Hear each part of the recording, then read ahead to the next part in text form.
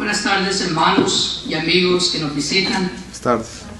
Ciertamente es un privilegio y un honor para este siervo de Dios y igualmente siervo vuestro, para poder participar, hermanos, como hemos hecho en el pasado, cuando era miembro de esta congregación y ahora aún todavía, ¿verdad?, miembro del cuerpo de nuestro Señor Jesucristo, poder todavía compartir con cada uno de ustedes de la bendita palabra de nuestro Dios, para la edificación y para el crecimiento en la honra, en la gloria de nuestro Dios, pero también en la gracia de nuestro Señor Jesucristo. Quiero agradecer de una vez más a los hermanos organizadores de este evento, no solamente por mi participación, sino por el amor, el empeño en traer temas importantes, tener ese deseo de que a pesar de 4 años aún se está viendo hace unos 4 más. Porque ciertamente, hermanos, estamos en tiempos donde estos tipos de eventos vienen a realmente cumplir lo que el Salmo 133 nos ilustra, hermanos. A pesar de que hemos venido de todas partes del país y del estado, ciertamente el reencontrarnos, hermanos, es un vaso, de agua fresca para cada uno de nosotros, especialmente, ¿verdad?, cuando se están viviendo momentos como lo que ustedes acá en la ciudad de Houston han estado viviendo en la reconstrucción después de las tormentas de Harvey. Hermanos, reciban saludos de parte de los hermanos de la Iglesia de Cristo en Southeast, de los hermanos de la Iglesia de Cristo en Saunders, que también me recomendaron que por favor no dejara de mencionarlos a ellos. Están con ustedes en espíritu, hermanos, y les aman en el Señor, y hemos estado orando sin cesar. Y sabemos, hermanos, y tenemos fe que pronto volveremos, ¿verdad?, a mirar a cada uno de ustedes a la doble bendición, porque precisamente este ha sido el lema de nuestras lecciones durante estos últimos 3 días. Hermanos, antes de comenzar, quisiera que por favor me acompañen en una oración y daremos inicio, ¿verdad?, a nuestro tema de esta tarde. Vamos a orar. Bendito y buen Dios, que por la eternidad, grande y glorioso será su sagrado nombre. Sublime y soberano Rey, nos inclinamos y le damos a usted ahora nuestra completa atención. Venimos, Señor bendito, y le entregamos todo nuestro ser. Y bendito Padre, ahora, Santo Dios, ponemos en sus sagradas manos a este siervo inútil, bendito Dios, que busca simplemente cumplir su voluntad, y al igual, juntamente con mis hermanos, poner en práctica, Señor bendito, el magnífico ejemplo de Job, que nos confirma que sí es posible, bendito Dios, triunfar ante las tribulaciones. Padre, al meditar en estas palabras que nuestros hermanos nos han asignado, bendito Padre, le rogamos de que usted permita que las palabras que se han hablado en el transcurso de estos 3 días y las que este siervo busca ahora concluir, estén siempre, bendito Padre, en nuestra mente, y que cada uno, Señor, al igual que los nobles de Berea, puedan ir a escudriñar, Señor, y a seguir investigando para poder edificar sobre lo que se ha puesto durante estos 3 días, con el fin de la madurez y con el fin de poder, bendito Dios, siempre tener en nuestras mentes de que en usted no hay nada imposible debajo del sol. Perdone, bendito Dios, si alguna vez hemos hablado insensatamente como Job. Y perdone, bendito Padre, si alguna vez la duda nos ha hecho flaquear. Pero gracias, Padre, porque su misericordia, su amor y su gracia siempre se demuestran aun cuando nosotros flaqueamos. Gracias por la oportunidad de poder cambiar nuestras mentes y poder, al igual que Job, poner manos sobre nuestra boca, porque venimos a aceptar de que hablábamos de cosas que no entendíamos. Bendito Rey, todos se lo agradecemos y se lo suplicamos en el precioso nombre de su Hijo Cristo Jesús. Amén. Amén. En el transcurso de los últimos 3 días, mis hermanos y mis amigos, hemos estado mirando, ¿verdad?, el tema en el cual se tomó precisamente, o mejor dicho, literalmente, de Santiago capítulo 5, versículo 11. Porque es ahí donde miramos que el Espíritu Santo viene a inspirar a Santiago a hablar y nos viene a exhortar y a animar de acordarnos de la paciencia de Job. Pero es interesante ver, hermanos, de que en el transcurso de este lema, de este tema que hemos estado observando en labios de varios de los siervos de nuestro Dios, la consistencia de las Sagradas Escrituras una vez más se han podido comprobar. Miramos, hermanos, el viernes por la noche cómo es la definición que Dios da a la perfección en la persona de Job. Pudimos ver cómo es de que la palabra perfección se refiere a una inocencia del pecado. Y se refiere y nos viene a demostrar de que sí es posible que un hombre venga a ser inocente de pecado. No estamos hablando que ese hombre o esa mujer no peca o no puede ser tentada a pecar, pero es una persona que se dedica y busca la manera y la forma de mantenerse sin mancha y mantenerse en una forma que viene Dios y halaga a su propia creación por esa perfección. Miramos, hermanos, de que en la vida del hombre se puede ver aquella relación complicada entre Dios y Satanás. Porque vimos cómo es de que Satanás, queriendo como forma de burlarse de Dios, viene y ataca la creación especial de Dios. Porque miramos cómo es de que de todas las criaturas creadas, solamente el hombre es creado en la imagen y la semejanza de Dios. Génesis capítulo 1, versículo 26. Miramos de que este ser divino vino y puso aquella parte especial en el hombre, y viene él e incluso apunta hacia el hombre como un ejemplo de lo que es la obediencia a aquel ser más rebelde y desobediente que es Satanás.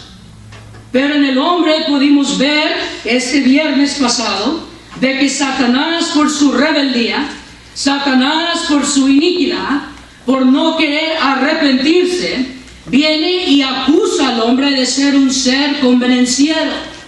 Es decir, que Job, a quien está representando durante estas conferencias la capacidad de la humanidad para con Dios, se le acusa de ser fiel, de ser reverente y de ser perfecto, porque Dios le había bendecido en la manera que le había bendecido. Por lo cual vimos nosotros también, hermanos, de que esto entonces viene a revelar de que Satanás mismo, aunque le guste o no le guste, le ha puesto Dios límites, pero sí permite, al igual que Dios permitió con los discípulos, de que pruebe al hombre con el fin de refinar, mejorar al hombre.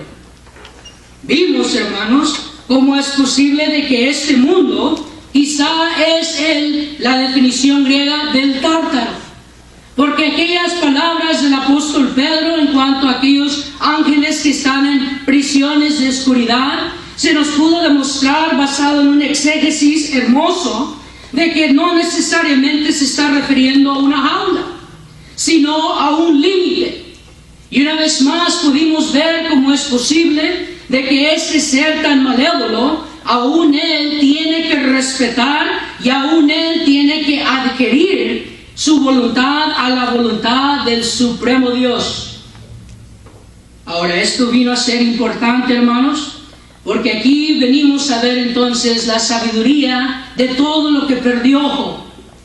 Porque a pesar de que él comenzó en una vida de perfección, miramos que el Job del capítulo 1 no era el mismo Job del capítulo 42, sino que aquel hombre que ya era perfecto vino a perfeccionarse aún más.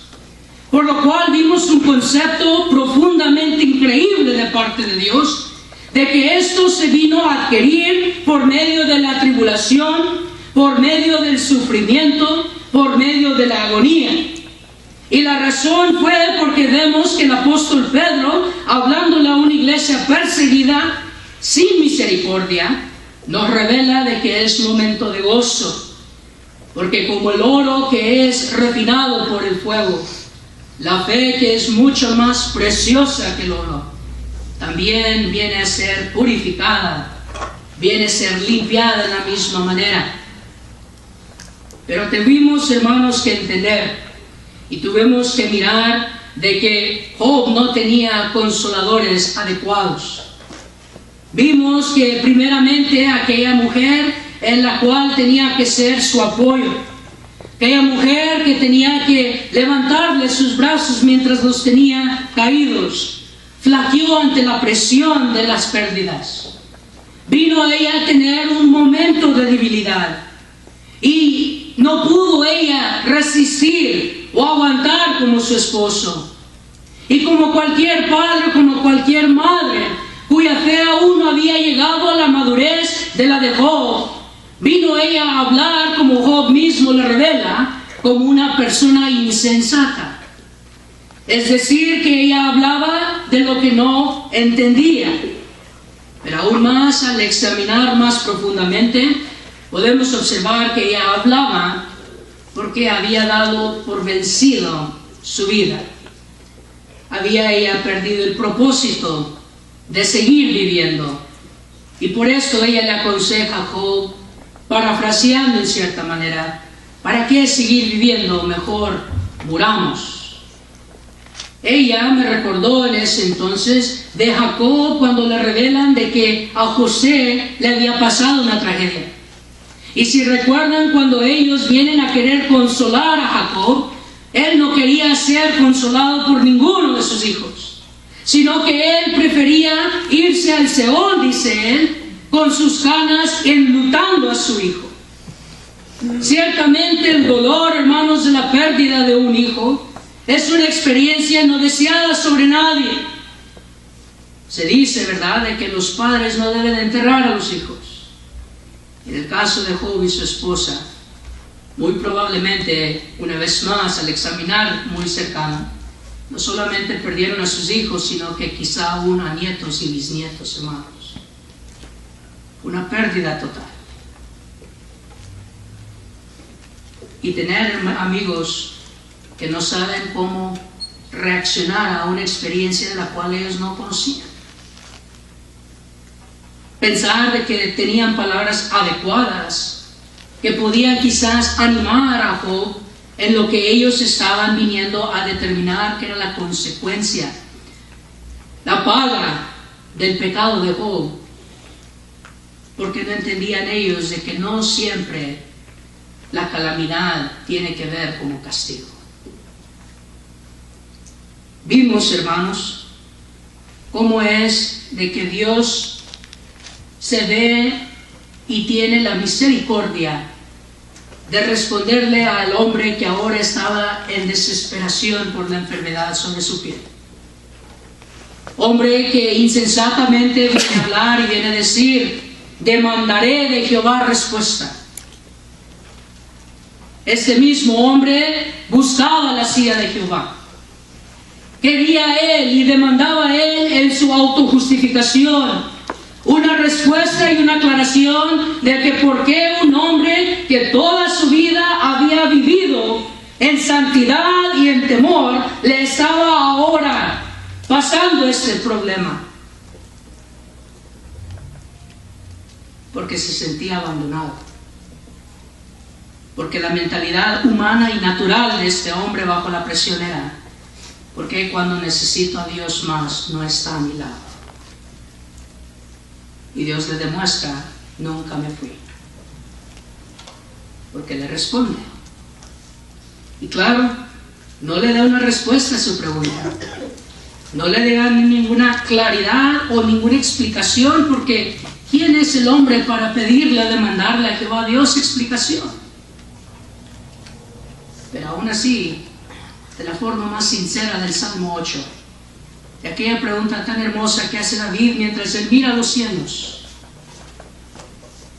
viene a la mente que Dios toma tiempo de siquiera darle palabras fuertes de amonestación, pero con el fin de hacer que sus pies se afirmaran.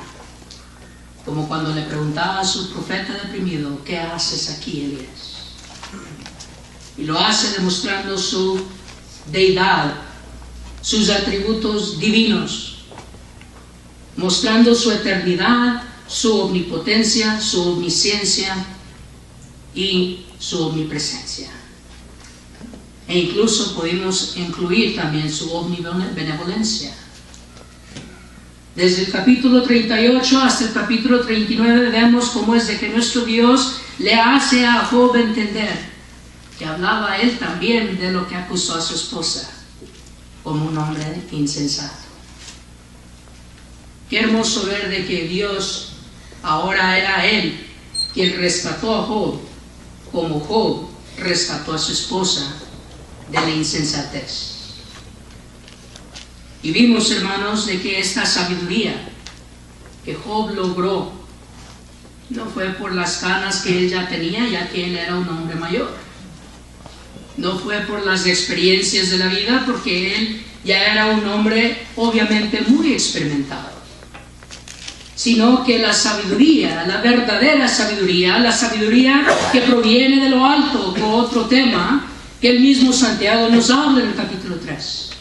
La sabiduría no conforme al mundo, porque Sofar y sus amigos vienen a demostrar la sabiduría conforme al mundo durante la época de los patriarcas, y se equivocaron. Porque la sabiduría de Dios, hermanos, proviene de su palabra. Y el temor a Jehová, nos dice el proverbista, es donde comienza la fuente, como decía nuestro hermano, de la sabiduría que es eterna. Y Job lo reconoce después de que se le demuestra esta realidad.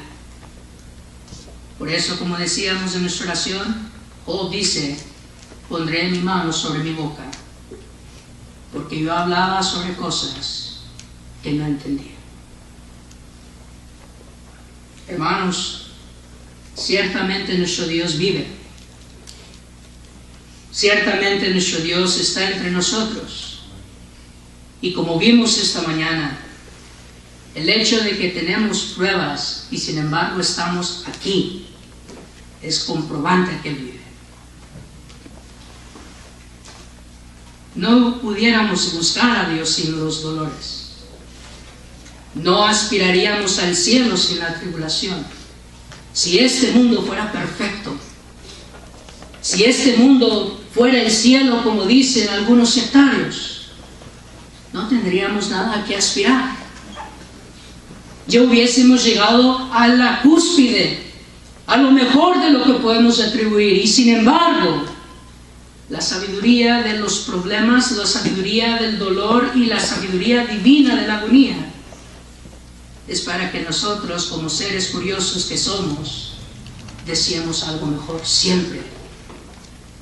Dios nos motiva a través de los problemas, porque Él nos permite que ocurran para que podamos nosotros en nuestra mente finita no tener duda de que su mano infinita siempre está presente. Vimos, hermanos, en esta mañana también cómo es posible, hermanos, de que un hombre humilde y un hombre verdaderamente perfecto puede equivocarse y mantenerse perfecto.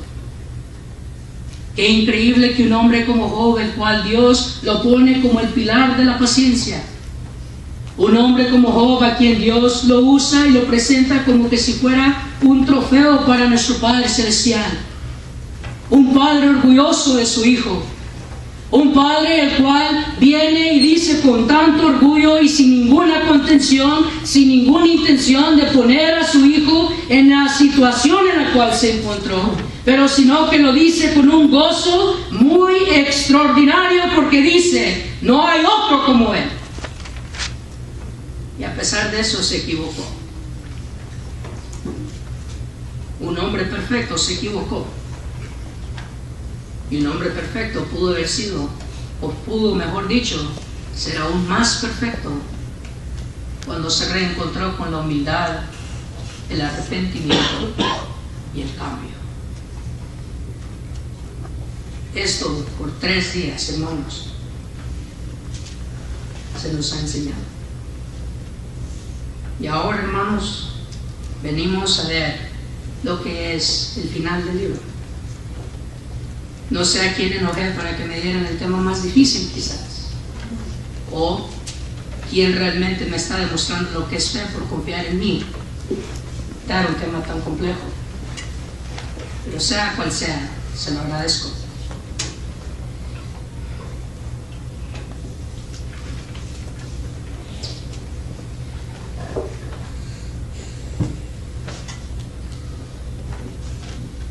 Porque cuán grande es entender que no importa lo difícil del tema, Dios es el que da la sabiduría. Hermanos, con permiso.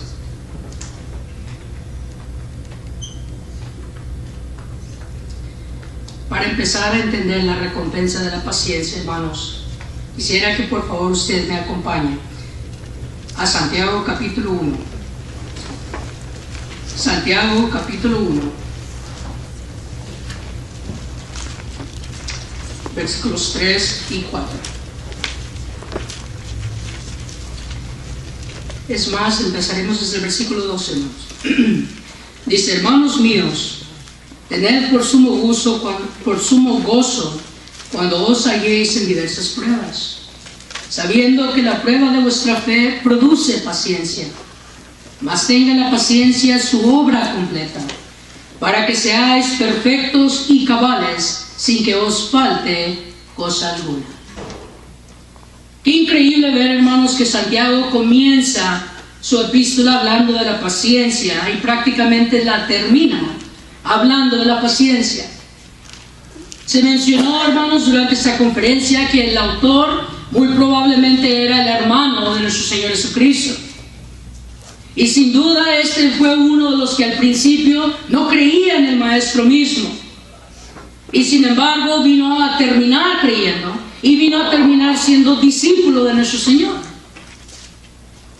Por lo cual, hermanos, Santiago tenía alguna idea de lo que era la paciencia. Pero hay que entender, hermanos, de que hay varios tipos de paciencia de los cuales podemos hablar. Para poder saber, hermanos, de cuál paciencia es que Santiago nos está recordando. Porque la paciencia de Job, hermanos, es específicamente un tipo de paciencia. Y por las pruebas y la manera que hemos visto durante todo este transcurso de la conferencia, es importante saber y entender específicamente cuál paciencia es a la que se está refiriendo nuestro hermano Santiago.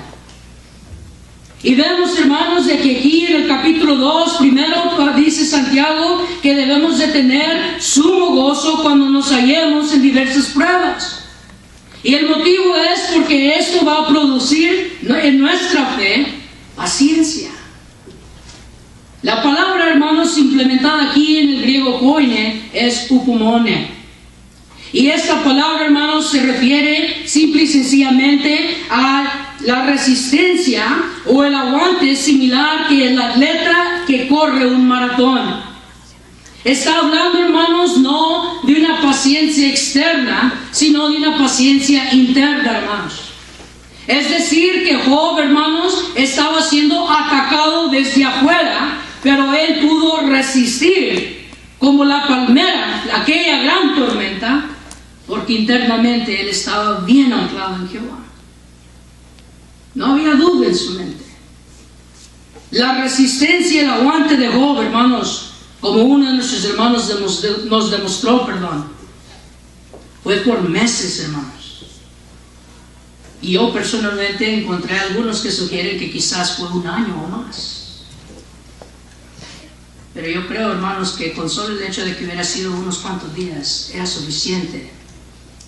O con solo haber perdido toda su familia, sus nietos, sus hijos, era suficiente para doblar la voluntad de este hombre. Pero no dobló. No quebró bajo la presión que Satanás ponía sobre él. Resistió. Aguantó. Y él, hermanos, vino a demostrar y nos vino a dejar claro, sin duda, de que aquella frase que los de la militar de la marina de este país dicen realmente es cierto, que la debilidad ciertamente se va cuando hay dolor. Este fue el mismo concepto, hermanos, que el apóstol Pablo demostró cuando él habló de este ejemplo en la primera carta de Corintios capítulo 9, ¿se acuerdan? En el versículo 25 dice el apóstol Pablo, ¿verdad?, que aquel atleta tiene que luchar, y cuando lucha para prepararse dice que de todo se abstiene. Eso, hermanos, está hablando de la autodisciplina. Si ese atleta realmente quiere llegar y obtener la corona, si realmente quiere comprobar que es el mejor, tiene que tener primeramente esa mentalidad y esa autodisciplina de él controlarse a sí mismo. Y tiene que tener él la resistencia contra su propia persona para poder él siempre mantener su mirada puesta en la corona que él quiere obtener. No puede el atleta dejar que la distracción de los dulces, la azúcar o cualquier comida que puede contaminar la purga que su cuerpo está pasando durante el tiempo del entrenamiento sea más valioso que la corona que él quiere obtener. Lo cual él tiene que estar concentrado en el premio. Él tiene que estar concentrado en el campeonato. Él tiene que estar concentrado en la victoria. Se dice, hermanos, que la mitad de ganar la batalla está en la mente del que está compitiendo. En su mente ya debe de ser campeón. En su mente ya debe de estar triunfando. Ya debe de verse levantando esa corona. Y es por esto que dice el apóstol Pablo, somos más que vencedores. Observen, hermanos, no dice Pablo o sugiere, podemos llegar a la victoria. O es posible ganar. No, no solamente nos dice que somos vencedores, no solamente somos ganadores, no solamente somos campeones, somos más que eso, hermanos. Porque es Dios quien pelea por nosotros. Por esa razón David pudo derrotar al filisteo Goliat. Porque él no fue con duda como el mismo rey. Él estaba confiado, hermanos, y noten que dice en el primer libro de Samuel, capítulo 17, de Jehová es la batalla. Y cuando habla con aquel gigante le dice, hoy Jehová me entregará tu cabeza y daré tu carne a los cuervos del aire. Hoy este pueblo sabrá que hay Dios en Israel. Fue más que vencedor, hermanos. Logró no solamente ganarse el corazón del pueblo, sino que logró también, al igual que Job, ser llamado un hombre conforme al corazón de Dios. Si es posible, hermano, hermana, amigo, tener el enfoque de nuestro Dios desde el cielo. Si es posible brillar lo suficiente que llegue delante de la presencia de Jehová Dios, y aún hasta el día de hoy, es posible que Dios le esté diciendo a sus ángeles y al mismo Satanás, has visto a mi siervo o a mi sierva tal. No hay otro como él. Es posible, hermanos. Pero primero tenemos que sufrir. Porque no hay gloria si no hay sacrificio. ¿Sabía usted que ese es el tema del libro de Job? El tema central del libro de Job, simple y sencillamente, es el mismo lema del mundo del deporte o el mundo del negocio. Sin sacrificio no hay gloria. Cristo mismo, hermanos, nos demostró esto ahí en Lucas capítulo 9, versículo 23. Porque mire y observe la invitación del Maestro. Si alguno quiere venir en pos de mí, niéguese a sí mismo. Comienza diciendo, tienes que derrotarte a ti mismo primero. Segundo, tome su cruz cada día.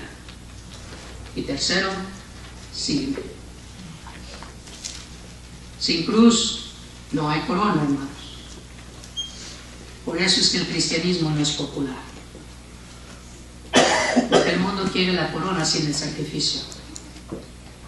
Por eso hacen trampas, artimañas, shortcuts, como decimos. Hermanos, regresando allá al libro de Job, capítulo 42. Vayan conmigo una vez más allá a Job, capítulo 42. Y observe ahí en el capítulo 10, hermanos. Y Nuestro hermano Gámez, hermanos, me espantó porque pensé que iba a entrar al versículo 10. Estaría yo hablando de los primeros versículos si no lo hubiera hecho ya el hermano, hermanos. Pero gracias a Dios y a nuestro hermano, ¿verdad?, que me tuvo piedad. Miren el versículo 10 de cuando Jehová quita la aflicción, hermanos. Y quitó Jehová la aflicción de Job cuando él hubo orado por sus amigos. Qué interesante, hermanos. Qué increíble de que Job, a pesar de haber ya pedido perdón, a pesar de él ya haberse arrepentido, a pesar de ahora él haber obtenido la sabiduría por medio de la palabra de Jehová, de haber madurado, haber crecido, aún le faltaba una prueba más, hermanos. Qué increíble. Cualquiera diría, bueno, Padre, no es suficiente. ¿No has sufrido lo suficiente ya tu siervo? ¿Ya no te ha demostrado completamente? Incluso ya te pidió perdón y ya reconoció que para ti no hay cosa ni escondida ni imposible. Pero Dios, hermanos, le gusta lo completo. No le gusta dejar ni un lugar, ni un eslabón débil en su cadena. Y Job es probado por última vez, hermanos. Pero a la misma vez se hace para demostrar que este hombre realmente había cambiado en gran manera. ¿Sabe cuál era su última prueba? ¿Perdonas tú a los que te quisieron dudar? ¿Perdonas a los que te acusaron? ¿Perdonas a los que hablaron mal de mi hijo? ¿Estás dispuesto tú ahora a orar por ellos? ¿Estás dispuesto tú ahora a ser sacerdote e interceder por ellos? En el versículo 8 y 9, hermanos, nuestro hermano hoy hizo un trabajo increíble al demostrar y comprobar una vez más de que Job realmente vino a ser puesto como sacerdote. Pero el hermano una vez más me tuvo piedad porque no mencionó de que Job aquí viene, hermanos, a ser una sombra de nuestro Señor Jesucristo. Porque Job, hermanos, perdonó a sus deudores. Pero también Job, hermanos, intercedió por ellos ante Jehová. Job, hermanos, fue de ser el punto de acusar, el blanco, mejor dicho, de ser acusado de ser impío, a ser justificado por nuestro Dios, y no solamente ser justificado, ser establecido como el mediador entre Jehová Dios y Elifaz y los otros dos. Noten una vez más, hermanos, en el versículo 7, y aconteció que después que habló Jehová estas palabras a Job, Jehová dijo a Elifaz temanita: mi ira se ha encendido contra ti y tus dos compañeros, porque no habéis hablado de mí lo recto como mi siervo Job. Ahora pues, tomaos 7 becerros y 7 carneros, e id a mi siervo Job, y ofreced holocausto por vosotros. Y mi siervo Job orará por vosotros, porque de cierto a él atenderé, para no trataros afrentosamente, por cuanto no habéis hablado de mí con rectitud, como mi siervo Job. Ahora, 2 puntos quiero, hermanos, demostrar en estos 2 versículos. Número 1, 4 veces se le refiere a Job como el siervo personal de nuestro Dios. ¿Se dijo? 4 veces Dios les dice a ellos como mi siervo Job, como mi siervo Job, como mi siervo Job. A Moisés, hermanos, fue a quien se le refirió de esta misma manera cuando Jehová Dios hablaba con Josué, ¿se acuerdan? Y le pone a Josué, a Moisés, como el patrón al cual él tenía que subir para repartir la tierra prometida. Y en el capítulo 1 de Josué, varias veces y repetidas veces, Jehová Dios siempre hablaba y se refería de Moisés como mi siervo Moisés. En varias profecías mesiánicas, cuando nuestro Dios habla del Señor Jesucristo, viene y le habla y se refiere mi siervo, el cual me servirá fielmente. Y varias veces nuestro Señor Jesucristo es presentado por Jehová Dios como su siervo especial. Porque como decía el hermano, hermanos, con el simple hecho de llamarnos siervos inútiles es un gran honor. porque estamos sirviendo nada más sino a Jehová Dios. Y Job, hermanos, ahora se le está demostrando a estos tres patriarcas. Y aquí viene la importancia, porque cada uno de los conferencistas hemos estado repitiendo esto, mis hermanos. Si algo nos olvida durante esas conferencias, ojalá sea que Job fue patriarca. Porque Elifaz y sus dos compañeros pudieron haber ofrecido holocausto por sí mismos, porque eran los padres que servían como sacerdotes de sus familias. Y sin embargo Dios les está diciendo a ellos tres: de ustedes no lo aceptaré. De ustedes va a ser abominación, y de ustedes va a ser rechazado como lo fue de Caín. Si ustedes quieren que yo vuelva a aceptar de ustedes holocausto, vayan con mi siervo Job, y si él está dispuesto a hacerlo, entonces os perdonaré. Aquí está la última prueba de Job, hermanos. Y sin duda Job, hermanos, triunfó. Porque cuando él lo hace, una vez más, versículo 10, y quitó Jehová la aflicción de Job cuando él hubo orado por sus amigos. Donde ellos no fueron un amigo a Job, Job sí lo fue para ellos. Hermanos, ciertamente es más difícil perdonar que pedir perdón. Pero cuando nosotros, hermanos, estamos aspirando a ser perfectos delante de Jehová, cuando nosotros tenemos el mandamiento de perfeccionar nuestra santidad, cuando nosotros podamos, al igual que Job, hacerlo, hermanos, sin nada en retorno o sin buscar nada a cambio, entonces, hermanos, vamos a haber llegado a la perfección de Job, que es de lo que se ha estado hablando todo este tiempo. Porque Job, aún las quejas y aún las acusaciones de sus amigos, las pudo resistir. Ellos presionaban y presionaban y presionaban, queriendo de que Job, hermanos, admitiera un pecado que él no había cometido. Ellos presionaban y presionaban y presionaban, hermanos, cuando él estaba en su estado más vulnerable. Pero no les guardó rencor, no les guardó ira, no les acusó ni les dijo, no les perdonó diciéndoles: les voy a perdonar, pero acuérdense de lo que me hicieron. No, sino que en inocencia y en un espíritu de mansedumbre, Job, hermanos, oró a Dios y ofreció por ellos. Como cuando Cristo estaba siendo clavado a aquella cruz y decía a él con aquel gran dolor: Padre, perdónalos porque no saben lo que hacen. ¿Ven cómo maduró Job? Job muy probablemente, hermanos, pensó: si yo no entendía y Dios me tuvo que decir, ¿quién quita que mis amigos también no están hablando de la misma manera? Les dio el beneficio de la duda, hermanos. Intercedió por ellos porque él pudo reconocer, como dice Gálatas capítulo 6, versículos 1 en adelante, siendo él el hombre espiritual, restauró a sus tres amigos, porque Job se consideró a él mismo primero. Y así como Jehová Dios lo perdonó a él, él también pudo perdonar a sus amigos.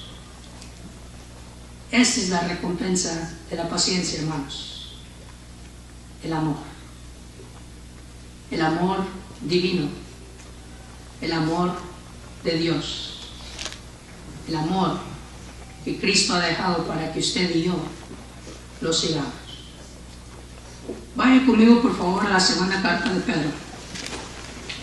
Segunda carta de Pedro. Ya me voy a bajar, hermano. Segunda carta de Pedro. Capítulo 1.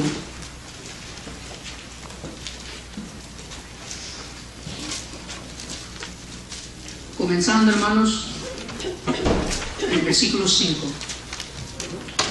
Vosotros también, poniendo toda diligencia, por esto mismo añadid a vuestra fe virtud, a la virtud conocimiento, Al conocimiento, dominio propio. Al dominio propio, paciencia. A la paciencia, piedad. A la piedad, afecto fraternal. Y al afecto fraternal, amor.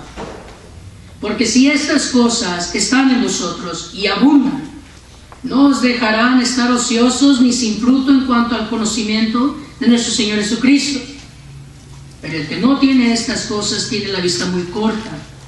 Es ciego, habiendo olvidado la purificación de sus antiguos pecados.